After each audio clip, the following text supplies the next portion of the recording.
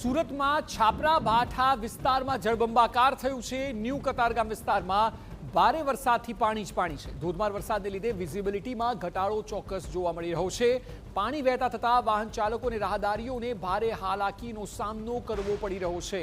એટલે ધોધમાર વરસાદ સતત અને કલાકોથી છે અને તેનાથી વિઝિબિલિટીમાં પણ ઘટાડો થયો છે। પાણી વહેતા થતા વાહન ચાલકો રાહદારીઓ તમામમાં પરેશાની જોવા મળી રહી છે। અત્યારે દ્રશ્યો છાપરા ભાઠા વિસ્તારના છે કે જ્યાં લોકોના વાહનો પણ અટકી રહ્યા છે અને ઢીચણ સુધીના પાણી ભરાયા હોય તે પ્રકારના દ્રશ્યો સામે આવ્યા છે। સુરતમાં ઓલપાડમાં ભારે વરસાદને પગલે ઠેર ઠેર પાણી ભરાવા થયા છે।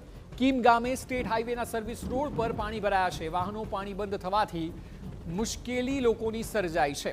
સ્ટેટ હાઈવે નજીકની સોસાયટીઓમાં પાણી જ પાણી છે।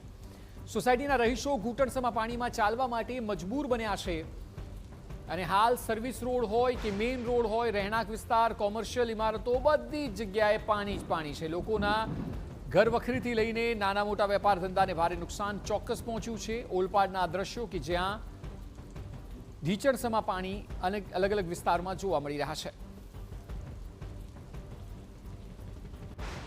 સુરત જિલ્લામાં ધોધમાર વરસાદ છે। હવામાન વિભાગના રેડ એલર્ટ વચ્ચે મધ્યરાત્રિથી વરસાદ વરસ્યો છે। વરસાદને પગલે નીચાણવાળા વિસ્તારોમાં પાણી ભરાયા છે। કીમમાં ભદ્ર હોસ્પિટલ આવેલી છે ત્યાં પાણી ભરાયા છે।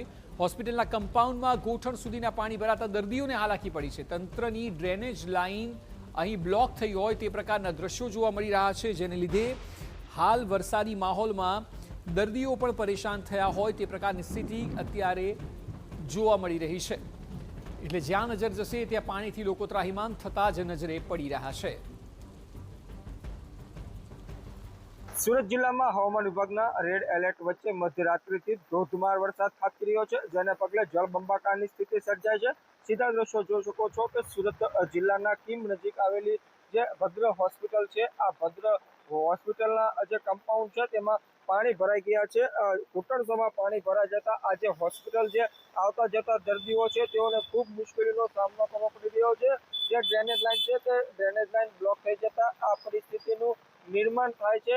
જે રીતે ધોધમાર વરસાદ ખાબકી રહ્યો છે, જેને પગલે નીચાણવાળા વિસ્તારોમાં પાણી ભરાવાનું શરૂ થઈ ગયું છે, જેને પગલે જનજીવન પ્રભાવિત થયું છે। લોકોને ખૂબ ભારે મુશ્કેલી વેઠવાનો વારો આવી રહ્યો છે। ત્યારે જે હોસ્પિટલ છે તેમાં જ પાણી ભરાઈ જતા જે દર્દીઓ છે તેઓ ખાસ પ્રભાવિત થયા છે। ત્યારે તંત્ર દ્વારા ઝડપથી પાણીનો નિકાલ થાય તેવી માંગ કરવામાં આવી રહી છે।